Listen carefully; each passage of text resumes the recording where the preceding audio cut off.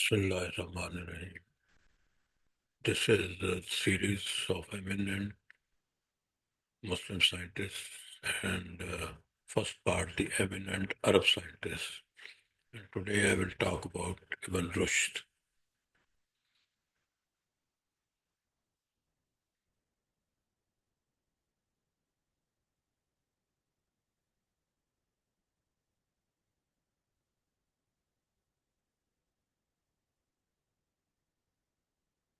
So Ibn Rushd, his real name was Muhammad ibn Ahmad ibn Muhammad, but generally he was known as Ibn Rushd, and he was born on 14th April 1126 in Cordoba, that is Cordoba, and he died in 1198 AD.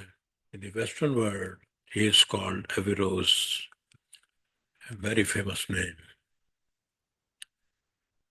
So in the West, he is mainly famous because of his massive commentaries on Aristotle, which revived the interest of Western scholars in Greek philosophy. We all know that Greek philosophers, they were very famous, and but uh, in the Western countries on those days, it was, you can say, dark ages. So everything was forgotten. But Ibn Rushd, he wrote about Aristotle, and that uh, revoked the interest in Greek philosophy. And although he is better known as a philosopher, he was a very important scientist as well, and his scientific contributions are very noteworthy. So let us talk about his scientific achievements. I will not go about his talk about his philosophy. So he wrote on many subjects, including philosophy, theology, that is about religion, medicine, astronomy, physics, psychology, mathematics, Islamic jurisprudence, and law, and linguistics. So among his scientific achievements, first one is he was probably the first person to recognize that retina was the part of the eye which was responsible for sensing light, rather than the lens as was commonly thought. Now we know that retina is the internal lining of our eyeball. It receives light and sends nerve signals through optic nerve to our brain, and we are able to see that thing. So he was the first person who gave this explanation. Before him, everybody thought that lens was the most important thing, and everything was processed in the lens. And second, he was also the first person to describe stroke. You know, stroke, it is the whenever there is an interruption of blood supply to the brain, some part of the brain becomes affected and it may die.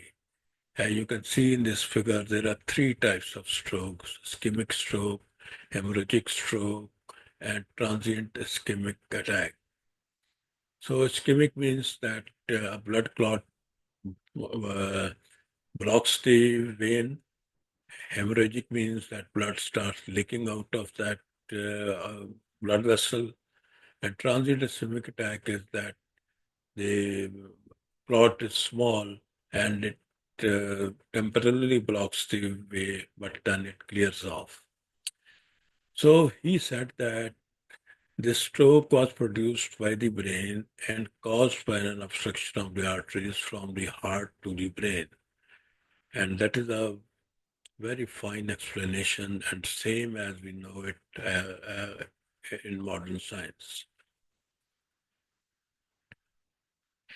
Then he was also the first to describe the signs and symptoms of Parkinson's disease in his very famous book, Kuliat, about which I will talk later.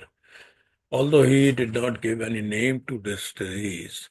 So Parkinson's disease is in this dopamine producing nerves cells are affected, and it results in uh, restricted movement and many type of tremors, and there are so many related problems as shown in this figure: dizziness, fainting, etc. So he was the first person to describe these signs. Then he had also interest in astronomy. He said that there are three types of planetary motions. First, those that can be seen with the naked eye, as we look at the sky and we can see so many stars, and those that require instruments to observe. Of course, telescopes are needed for that. And third are those which are not seen by naked eye or even by instruments, and only by philosophical reasonings we can detect them or we can describe them. So some of his salient life facts. His family was very well known in Cordoba for its public service. That is, he was from a distinguished family, and his grandfather, Abu al-Walid Muhammad, was the chief judge of Cordoba, and also the Imam of the Great Mosque of Cordoba. His father, Abu al-Qasim Ahmad, was not as celebrated as his grandfather, but was also a chief judge. Oh, in 1169, a very renowned philosopher of that time, Ibn Tufal, he introduced him to Almohad Caliph Abu Yaqub Yusuf. This Almohad Caliphate was in the areas which we called Maghreb, or which included Marrakesh, Algeria, etc. That is western end of northwestern end of Africa. So this caliphate was there. So he remained in Abu Yaqub's favor until the caliph died in 1184 AD. And the reason for his acceptance by the caliph was that the caliph was himself a very learned person, but he had difficulty in understanding Aristotle's work. And Ibn Rushd guided him in this respect. And in fact, his first works on this subject were also written in the same period. But in 1884 AD, after the death of the Caliph Abu Yaqub, his son Abu Yusuf took over. And initially, Ibn Rushd remained in royal favor, but then in 1195, his fortune reversed, and various charges were leveled against him, and a tribunal tried him. They condemned his teachings and even ordered the burning of his works, and exiled him to a nearby area known as Lucena. But after a few years, Averroes came back to the court in Marrakesh and was again in Caliph's favor.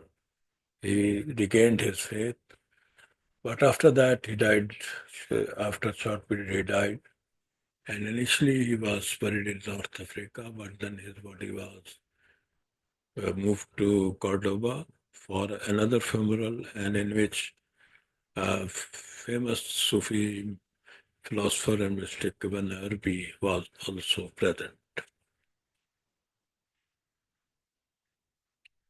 Now let us talk about his books. Ibn Rushd was the author of more than 100 books and treatises.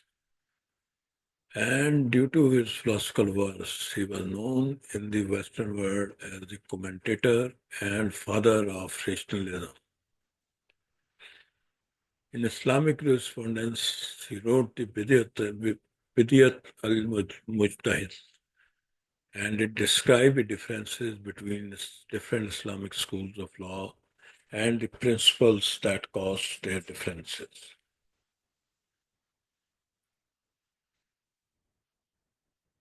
In the field of medicine, he was very famous, and his medical book, Al Kulliyat fi al Tib, was translated into Latin, and in Western world it is known as Collegiate, and it was a textbook in Europe for many centuries.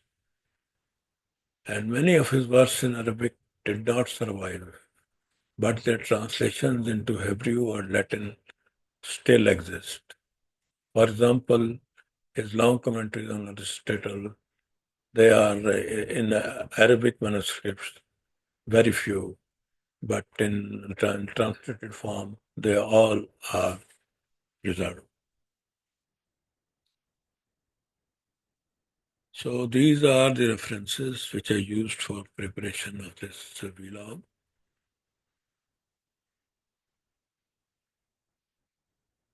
Now some snapshots. This is the statue of Ibn Rushd in Cordoba, Spain.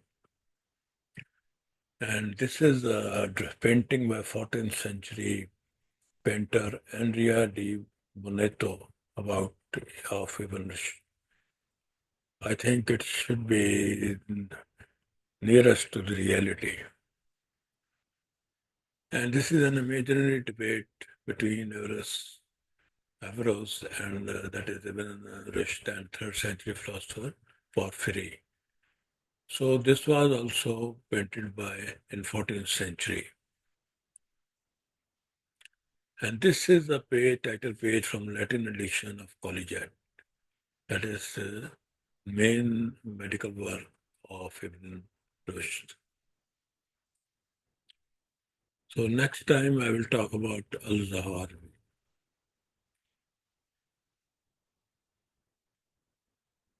Okay, I will.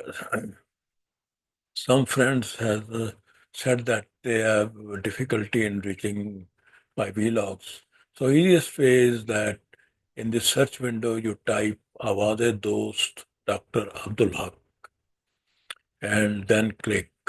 Then this screen will appear. Here first you can see my URL and which I have outlined. When you click this URL, you will get you will have access to all my vlogs. You can see them, you can download them.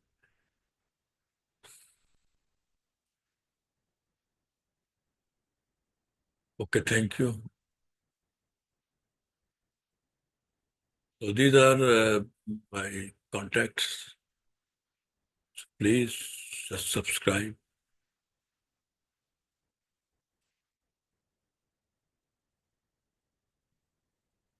Thank you very much.